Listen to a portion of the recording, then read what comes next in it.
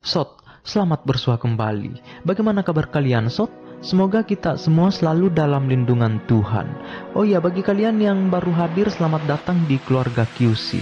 Nah, pada pertemuan kali ini Chaps akan menceritakan film reboot yang disutradarai oleh Andre Fleming dan telah rilis pada tahun 2014. Dimana film ini sangat menarik untuk ditonton, Sob, karena mengisahkan seorang pria yang harus menjalani hukuman percobaan sebagai tukang bersih-bersih di sebuah rumah sakit jiwa karena melakukan banyak pelanggaran dan menolak untuk dipenjara. Ya, meskipun kehidupan pria ini sangat hancur berantakan, tetapi ia telah menemukan wanita cantik sebagai belahan jiwanya pada keadaan yang tak disangka-sangka. Bagaimanakah itu? Kita semayangi filmnya, jangan dulu ke channel Selebriti. Sot, dipencet dulu dong tombolnya. Intro.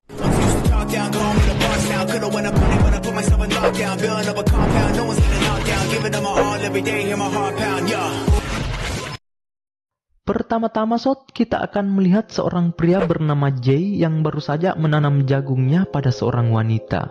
Setelah menanam, Jay pergi mendatangi suatu tempat untuk bertemu dengan laki-laki tua, tak lain karena urusan hutang. Di sini Jay dibacot karena pada saat laki-laki tua ini menagih hutang, ia malah memperlihatkan dompet kosongnya.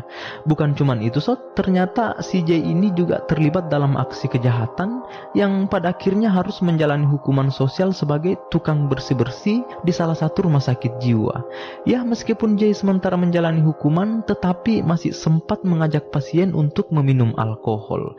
Berarti di sini sangat jelas, Sot, jika kehidupan si Jay ini sangat berantakan. Lanjut, setelahnya ia pun langsung dimarahi oleh dokter botak rumah sakit tersebut karena telah memberi pasiennya alkohol. Bahkan Jay juga diancam jika masih saja membuat masalah maka ia akan betul-betul dijebloskan ke dalam penjara. Nah, pada saat Jay ingin pulang ketika pekerjaannya sudah selesai, tiba-tiba ia melihat pasien laki-laki ingin menanam jagungnya pada pasien perempuan cantik bernama Angel. Di sini Jay menolong perempuan gila ini karena tiba-tiba jiwa kemanusiaannya muncul, lalu memberinya sentuhan halus di pipi. Angel pun merasa nyaman dan mulai terpikat dengan si Jay. Akhirnya ia mengikutinya. Di sisi lain, Sot, karena si Jay ini banyak hutang, ia pun mencoba meminjam uang kepada security ini, tetapi ia juga tidak mempunyai uang. Kebetulan ia ditelepon dengan orang tuanya bahwa adiknya akan segera menikah. Ia pun ingin mendatangi pernikahan adiknya, Sot, siapa tahu orang tuanya memberinya uang. Pada akhirnya si Jay pergi serta membawa Angel. Di perjalanan, Sot, dengan polosnya Angel bertanya kepada si Jay, "Apakah kamu menganggap aku kekasihmu?" Jay pun menjawab, "Iya," guna untuk menjadikannya sebagai pacar bohongan di depan orang tuanya.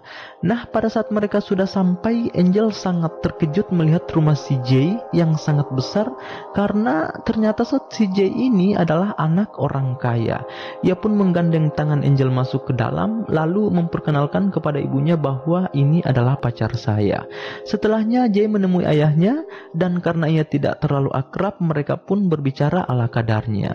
Kini acara keluarga akan dilaksanakan. Angel pun turun dengan penampilan yang sangat cantik. Lalu Jay memperkenalkan si Angel kepada ayahnya bahwa ini adalah pacar saya. Di sini Jay merasa senang melihat Angel, Sot, karena ia sama sekali tidak menampilkan gerakan-gerakan orang gila di hadapan keluarganya. Keesokan harinya Jay sangat kaget melihat Angel yang sedang membersihkan kamar mandi. Jay pun langsung bertanya, "Hei, kenapa kamu melakukan itu?" Angel pun menjawab bahwa ini adalah pekerjaan saya sewaktu di rumah dulu. Bahkan, Sot, di sini Angel menceritakan seluruh kisah hidupnya bahwa ibunya telah meninggal karena dibunuh oleh ia sendiri. Dan itulah sebabnya kenapa ia dimasukkan ke rumah sakit jiwa. Jay yang mendengar Angel curhat hanya bisa mengangah lalu lanjut di kamarnya ngangkang. Duh, si Jay kebawa perasaan, Sot. Keesokan harinya kini tiba saatnya pernikahan adik si Jay digelar. Angel pun didandanin oleh ibu Jay yang membuatnya menjadi cantik menawan. Hal itu membuat jagung si Jay langsung berdiri dan mulai jatuh cinta. Pada saat pesta sementara berlangsung, Angel tiba-tiba bertingkah konyol. Ia pun langsung ditegur oleh si Jay. Setelahnya mereka pun lanjut berdansa. Sedikit perihal tentang Angel, Sot, di mana dia mempunyai masa lalu yang kelam, bahkan sama sekali tidak pernah sekolah. Hal itulah yang membuatnya selalu bertingkah aneh dan bahkan jarang memakai sendal. Di sini Angel merasa terharu karena sejak kehadiran Jay hidupnya menjadi bahagia. Tak lama kemudian ayah Jay mengajak Angel untuk berdansa, lalu bertanya tentang latar belakang kehidupannya, tetapi tiba-tiba ia sakit perut. Akhirnya si Jay berkata jujur kepada ayahnya bahwa dirinya bekerja sebagai tukang bersih-bersih di salah satu rumah sakit jiwa dan menemukan Angel di rumah sakit tersebut. Ayahnya pun langsung marah karena ia telah berpacaran dengan orang gila yang juga miskin. Setelahnya, Jay mengajak Angel ke garasi untuk mencuri mobil ayahnya. Di sini Angel sangat senang berada di atas mobil antik, tetapi kebahagiaan Daisy seketika hilang sebab Jay meninggalkannya di stasiun dengan alasan ingin keluar sebentar. Ya, karena Jay tidak datang-datang, Angel pun sangat khawatir dan sedikit kecewa. Di perjalanan, Jay ditelepon dengan si botak bahwa Angel itu tidak pernah keluar rumah karena dahulu ia selalu dikurung dengan ibunya dan berbahaya jika ia ditinggalkan di alam bebas. Di sisi lain Angel masih setia menunggu Jay dengan kesedihan di stasiun. Ya, karena perasaan cinta, Jay pun akhirnya kembali menemui Angel lalu membawanya pergi. Di perjalanan mereka ternyata dikejar polisi yang membuat Jay sangat panik. Lalu akhirnya mereka berhasil kabur dari kejaran polisi tersebut dan bersembunyi di sela-sela kegelapan. Di sini hasrat si Jay tiba-tiba memuncak karena kondisi sangat dingin. Lalu ia menghampiri Angel untuk mengajaknya menanam jagung. Tetapi Angel berkata bahwa saya masih perawan loh, akhirnya batal menanam. Keesokan harinya Jay mengajak Angel ke pasar malam dan hal itu membuat Angel sangat bahagia lalu berkata kepada si Jay bahwa ini adalah momen terindah dalam hidupku. Setelahnya mereka kembali melanjutkan perjalanan dan bingung akan kemana lagi. Ya, karena si Angel ini sudah tidak mau kembali ke rumah sakit jiwa. Begitu juga dengan Jay yang sudah tidak ingin kembali ke rumahnya karena banyak hutang. Lagi-lagi si dokter botak ini menelpon Jay lalu mengancamnya untuk dilaporkan ke polisi karena ia telah membawa lari pasiennya. Tetapi Jay mengatakan saya akan mengembalikan si Angel. Ternyata Angel mendengar percakapan mereka yang membuatnya kecewa kepada si Jay karena ia akan dikembalikan ke rumah sakit jiwa. Ya, karena merasa kecewa, Angel pun keluar membawa lari mobil si Jay, tetapi dia hanya mutar-mutar dan pada akhirnya menabrak tumpangan. Singkat cerita mereka berdua mampir di sebuah kafe, lalu Jay bertanya dengan penuh keseriusan kepada Angel, apakah benar kau yang membunuh ibumu sendiri? Angel pun menceritakan yang sebenarnya, di mana ibunya mengidap penyakit yang selalu berhalusinasi secara berlebihan sampai pada suatu ketika Angel melihat ibunya dengan kondisi sudah meninggal. Di sini sangat jelas bahwa Angel itu tidak membunuh ibunya serta tidak gila, dan yang gila itu adalah ibunya sendiri.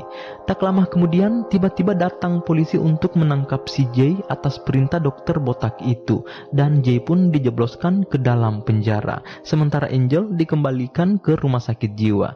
Singkat cerita orang tua si Jay pun tahu bahwa anaknya di penjara, mereka pun menebusnya dan akhirnya dibebaskan kembali. Setelahnya si Jay kembali ke apartemennya dan terkejut melihat kamarnya yang sangat berantakan. Melihat hal itu ia pun langsung pergi menuju rumah sakit jiwa untuk menemui Angel, tetapi ia dihadang oleh si dokter botak ini. Ya, karena Jay dilarang masuk, ia pun mempunyai ide yang cukup cerdas, yaitu berpura-pura gila dengan memasang badannya di rel kereta api, dan pada akhirnya dimasukkan ke rumah sakit jiwa tersebut, tetapi ditempatkan di ruang isolasi agar terpisah dengan pasien lainnya. Nah, pada saat Jay tertidur, beberapa bodyguard menyusup masuk untuk membunuh Jay karena persoalan hutang. Untung saja ia diselamatkan oleh pasien yang pernah ia ajak minum alkohol sebelumnya. Di sini si dokter botak ini pun mulai sadar dan percaya kepada omongan si Jay bahwa Angel itu tidak gila, tetapi yang gila adalah ibunya. Dan pada akhirnya Angel dan Jay dibebaskan di rumah sakit tersebut sehingga mereka dapat kembali bersama dan berpelukan mesra. Di akhir cerita kini hutang Jay telah dilunasi oleh orang tuanya dan mereka hidup bahagia. Cerita Chaps pun selesai. Nah, apakah yang bisa kita petik dari film ini, Tulis di kolom komentar. Selamat bersua kembali pada pertemuan selanjutnya.